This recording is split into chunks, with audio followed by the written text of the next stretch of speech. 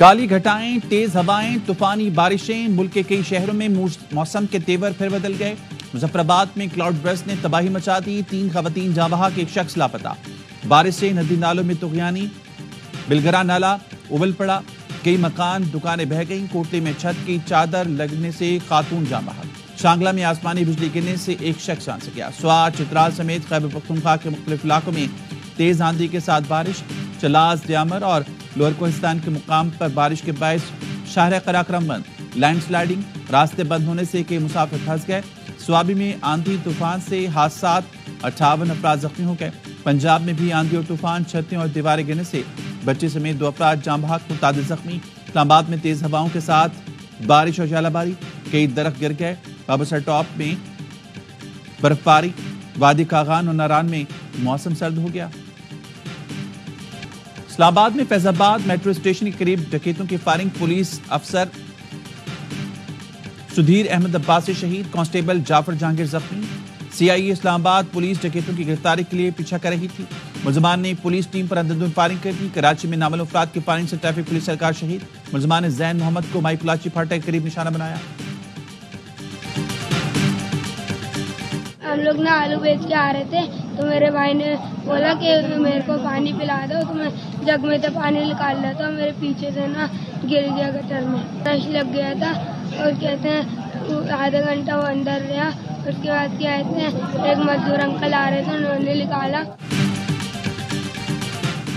کراچی میں کھلے مین ہول نے بچے کو نگل لیا، 4 سال کا محمد علی جاں بحق۔ اہل خانہ کا احتجاج، بھائی نے بتایا راکر شخص نے بچے کو گٹر سے نکالا اور وہیں چھوڑ دیا۔ MKM کے رکن اسمبلی عامر صدیقی نے کہا کراچی کو کھنڈر بنا دیا گیا ہے، جان بوجھ کر شہر سے انتقام لیا جا رہا ہے۔ سعودی عرب میں ذی الحج کا چاند نظر آ گیا، حج 5 جون بروز جمعرات، عید الاضحیٰ 6 جون جمعے کو ہوگی۔ پاکستان میں ذی الحج کا چاند نظر نہیں آیا، یکم ذی الحج 29 مئی بروز جمعرات، عید الاضحیٰ 7 جون ہفتے کو ہوگی۔ چیئرمین مرکزی روح ہلال کمیٹی مولانا عبدالخبیر آزاد نے اعلان کر دیا، لاہور، کراچی سمیت کسی شہر سے چاند نظر آنے کی شہادت موصول نہیں ہوئی۔ عمان سمیت کئی خلیجی ملکوں اور انڈونیشیا میں چاند نظر آ گیا۔ عید الاضحیٰ 6 جون بروز جمعے کو ہوگی۔ پاکستان سفارتی محاذ پر بھی سرگرم، وزیراعظم ایران سے آذربائیجان پہنچ گئے۔ وزیراعظم شہباز شریف کی آذری صدر الہام علیوف سے ملاقات، حالیہ پاک بھارت کشیدگی میں پاکستان کی حمایت پر آذری صدر سے اظہار تشکر، دو طرفہ تعلقات سمیت مختلف امور پر تبادلہ خیال۔ وزیراعظم لاچین میں پاکستان، ترکیہ اور آذربائیجان پر مشتمل سیفری کے اجلاس میں شریک ہوں گے۔ اس سے پہلے وزیراعظم نے تہران میں ایرانی سپریم لیڈر صدر ڈاکٹر مسعود سے ملاقات کی، بھارتی جارحیت سے آگاہ کیا، کشیدگی کے دوران پاکستان کی حمایت پر شکریہ ادا کیا۔ وزیراعظم آذربائیجان کے بعد تاجکستان روانہ ہوں گے۔ بلاول بھٹو کی سربراہی میں اراکین پارلیمان کی کمیٹی 30 مئی کو غیر ملکی دورے شروع کرے گی۔ ذرائع کے مطابق 2 جون سے بلاول بھٹو امریکی حکام سے ملاقاتوں کا آغاز کریں گے۔ پاک بھارت کشیدگی پر پاکستانی موقع پر بریفنگ دی جائے گی، بھارت کی ڈس انفارمیشن سے آگاہ کیا جائے گا۔ کمیٹی 9 جون کو امریکہ سے برطانیہ جائے گی۔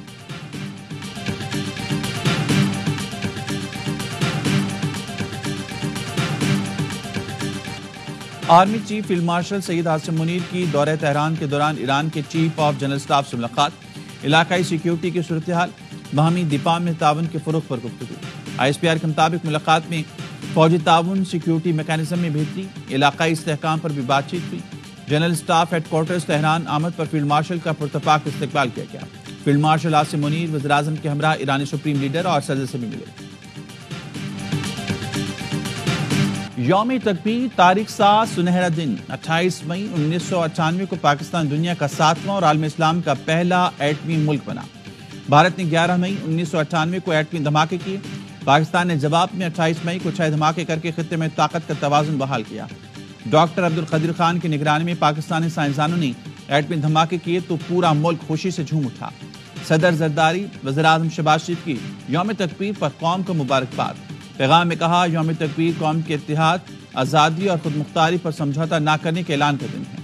پاکستان اس بار یوم تکبیر ایک اہم اور تاریخی موقع پر منا رہا ہے۔ پاکستان کا دفاع ناقابل تسخیر بنانے والوں کو سلام۔ یوم تکبیر پر chairman joint chief of staff committee اور سروسز چیف کی عوام کو دلی مبارکباد۔ خصوصی پیغام میں کہا یوم تکبیر تاریخ کا وہ سنہرا دن ہے جب 1998 میں پاکستان ایک جوہری طاقت کے طور پر ابھرا۔ پاکستان نے جنوبی ایشیا میں اسٹریٹجک توازن کو بحال کرتے ہوئے دفاع کا حق منوایا۔ تاریخی کامیابی قوم کے غیر متزلزل عزم، اتحاد اور امن بقائے بہامی کی جستجو ہے۔ پاکستان کی اسٹریٹجک صلاحیت عوام کی مشترکہ امنگوں کی عکاس اور قومی امانت ہے۔ پاکستان کی جوہری صلاحیت صرف دفاعی مقاصد کے لیے ہے، یہ امن کی ضامن ہے۔ مسلح فوج تمام خطرات کے خلاف مادر وطن کے دفاع کے لیے غیر متزلزل عزم کا اعادہ کرتی ہے۔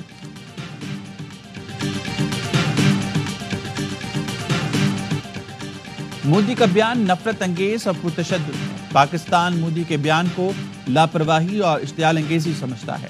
بھارتی وزیراعظم کے بیان پر وزارت خارجہ کا رد عمل۔ ترجمان دفتر خارجہ کا کہنا ہے پاکستان اپنی سالمیت، خود مختاری کے لیے کسی بھی خطرے کا مقابلہ کرے گا۔ عالمی برادری کو بھارت کی بیان بازی کا نوٹس لینا چاہیے۔ بھارت کی بیان بازی سے خطے کے امن و استحکام کو نقصان پہنچتا ہے۔ مودی کے بیان کا مقصد جغرافیائی تبدیلی اور مقبوضہ کشمیر میں انسانی حقوق کی خلاف ورزیوں سے توجہ ہٹانا ہے۔ بھارت کو اپنے ملک کے اندر انتہا پسندی پر غور کرنا چاہیے۔ امن کے دشمن نریندر مودی کی پاکستانی نوجوانوں کو کھلی دھمکی، نوجوانوں کا مودی کو منہ توڑ اور دو ٹوک جواب۔ کہا مودی کا دماغ خراب ہو گیا ہے، وہ احمقانہ باتیں کر رہا ہے۔ اس نے پہلے پلوامہ اور اب پہلگام کا ڈرامہ رچایا۔ یہ صرف بوجھ لینے کے حربے ہیں، پاکستانی نوجوان کسی سے ڈرنے والے نہیں۔ میں اپنے تمام غازیوں کو اور تمام شہداء کو خراج تحسین پیش کرتا ہوں، ایکس سروس مین سوسائٹی کے تمام ممبران کی طرف سے اور پوری قوم کی طرف سے۔ زندہ باد، زندہ باد، اللہ اکبر۔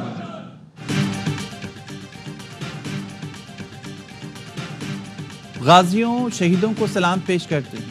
ایکس سروس مین کی پریس کانفرنس۔ کہا مودی ہمارے جوانوں کو مخاطب کر کے روٹی اور گولی کا ذکر کر رہا ہے۔ مودی کو کہنا چاہتے ہیں تمہیں نہیں پتا کہ تم نے کس قوم اور فوج کو للکارا ہے۔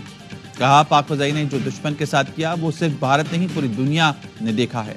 فیلڈ مارشل سید عاصم منیر کو عہدہ ملنے پر مبارکباد پیش کی۔ بات ہونی چاہیے تھی مودی کی اس گولی کی دھمکی کے خلاف، اور یہ آپ نے نواز شریف سے مشاورت کیوں کر لی؟ ساری دنیا مان رہی ہے پاکستان نے رافیل طیارے گرائے، کون نہیں مان رہا؟ یہ دنیا مان رہی ہے پاکستان نے بھارت کو ہرا دیا، کون نہیں مان رہا؟ یہ دنیا مان رہی ہے ہم نے رافیل گرائے، پی ٹی آئی نہیں مان رہی۔ ہم نے بھارت کو شکست دی، دنیا کو پتا ہے، پی ٹی آئی نہیں مان رہی۔ وزیر اطلاعات پنجاب عظمہ بخاری نے پنجاب اسمبلی میں اپوزیشن کو آڑے ہاتھوں لے لیا۔ کہا یہاں سے آج بات ہونی چاہیے تھی مودی کی گولی کی دھمکی پر، یہاں بات ہو رہی ہے نواز شریف سے مشاورت کیوں کی؟ تمام حکمت عملی وزیراعظم نے افواج پاکستان، کابینہ سیکورٹی کونسل اور نواز شریف کی مشاورت سے بنائی۔ اس تمام نے پاکستان کو سرخرو کیا۔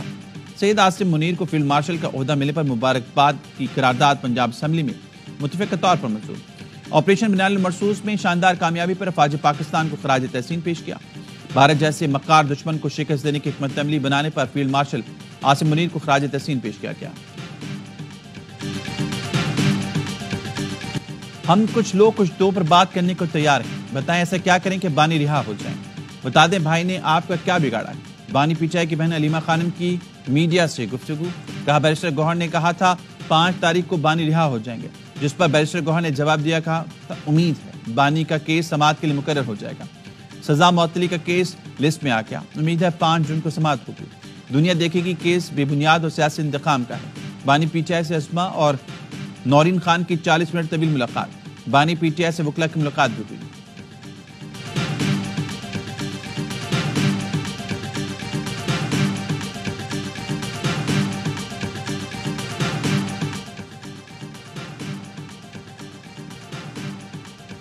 وزیر اعلیٰ پنجاب مریم نواز اور نواز شریف کی زیر صدارت اجلاس۔ سربراہ نون لیگ نواز شریف کو آئندہ مالی سال کے ترقیاتی بجٹ پر بریفنگ۔ بتایا گیا پنجاب کا ترقیاتی بجٹ 1100 ارب تک رکھا جائے۔ پنجاب میں پہلی بار ایک سال کے دوران 724 ارب روپے ترقیاتی منصوبوں پر خرچ ہو چکے ہیں، جبکہ ترقیاتی بجٹ استعمال کرنے کا ہدف 900 ارب روپے ہے۔ اصل میں سمجھ نہیں آئی کہ معاملہ کیا بنا، وہ تھوڑا سا واضح کریے۔ وہ بتائیں گے، میں تو مجھے نہیں معلوم کہ وہ کہہ رہے ہیں بدتمیزی کر دی۔ آپ اندر تھے؟ جی آپ نے سنا؟ میں کیا کہوں گا؟ نہیں سر، وہ کہہ رہے ہیں زوم پہ اجازت نہیں دی۔ میں نے کہا وہ جو دوسرے لوگ ہیں ان کو زوم پہ بلایا ہے، ہمیں کراچی سے بلایا، تو پھر یا تو ہمیں بھی زوم پہ آنے دیتے یا ان کو ہی بلانا چاہیے۔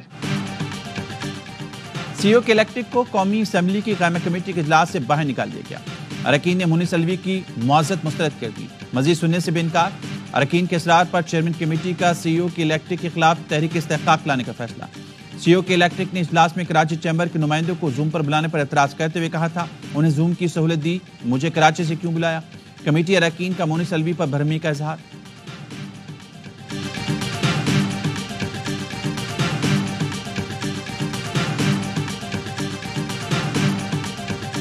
کہ الیکٹرک بل ادا کرنے والے لوگوں کے ساتھ زیادتی کر رہی ہے۔ کراچی کے لوگوں کو کہ الیکٹرک کے ہاتھوں یرغمال بنایا گیا ہے۔ کہ الیکٹرک بل ادا کرنے والے صارفین سے زیادتی کر رہی ہے۔ کراچی کے لوگ الیکٹرک کے ہاتھوں یرغمال ہیں۔ امیر جماعت اسلامی کراچی منم ظفر کہتے ہیں وفاقی حکومت، نیپرا اور صوبائی حکومت نے شہریوں کی زندگی چیرن کر دی ہے۔ لوگ 12 گھنٹے لوڈ شیڈنگ میں کیسے گزار کریں؟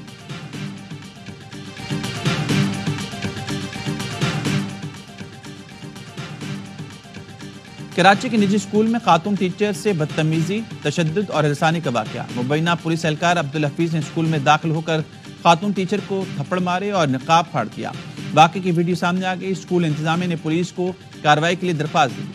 پولیس کے مطابق درخواست وصول کر کے کارروائی عمل میں لائی جا رہی ہے۔ کارروائی میں کسی سے بھی کوئی رعایت نہیں برتی جائے گی۔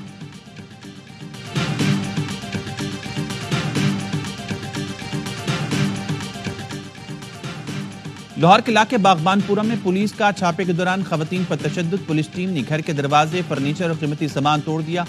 پولیس اہلکار مبینہ طور پر الماری سے 4 تولہ سونا اور 1.5 لاکھ نقدی بھی ساتھ لے گئے۔ خواتین پر تشدد کی سی سی ٹی وی فوٹیج منظر عام پر آ گئی۔ سادہ لباس، کپڑوں سمیت وردی میں ملبوس پولیس اہلکاروں نے خواتین پر تشدد کیا۔ پولیس نے فراڈ کے کیس میں مطلوب ملزم کی گرفتاری کے لیے چھاپا مارا تھا۔ پولیس حکام کا کہنا ہے کہ واقعے کی تحقیقات کریں گے، ذمہ داروں کے خلاف کارروائی کریں گے۔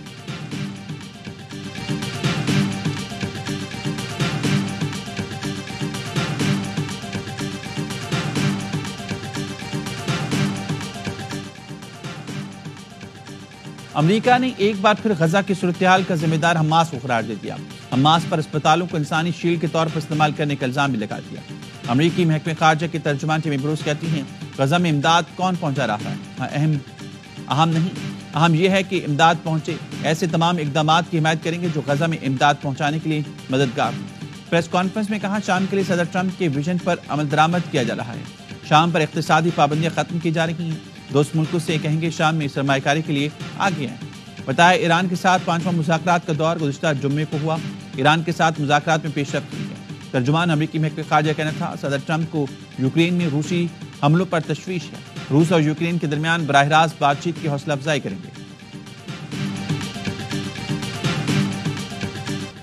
بے گھر فلسطینی خاندانوں کو پناہ دینے والے اسکول پر حملہ اسرائیلی ظلم کی نئی مثال ہے۔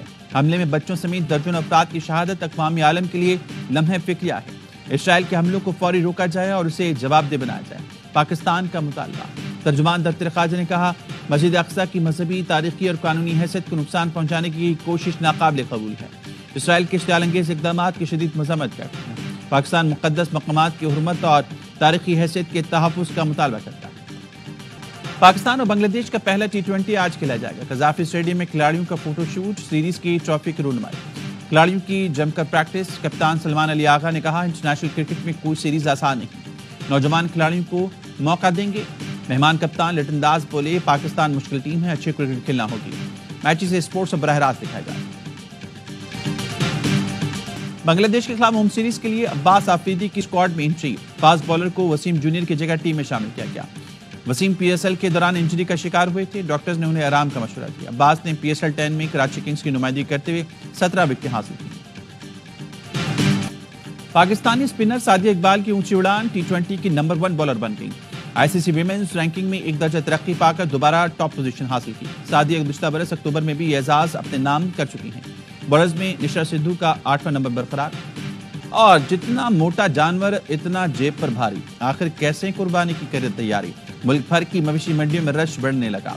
شیرو اور چاند بیل کے ساتھ بھکر کے چینے بکرے، بیوپاریوں کے آسمان پر پہنچ کے نخرے، دمبے اور اونٹ بھی خریداروں کی راہ تکنے لگے، لیکن عوام کہتے ہیں ابھی خریدنے کا حوصلہ نہیں۔ چاند رات تک منڈی کے ریٹ نیچے آئیں گے۔ بیوپاریوں کی ایک ہی رٹ ہے، پہلے سے مہنگا لیا ہے تو سستا کیسے بھیجے؟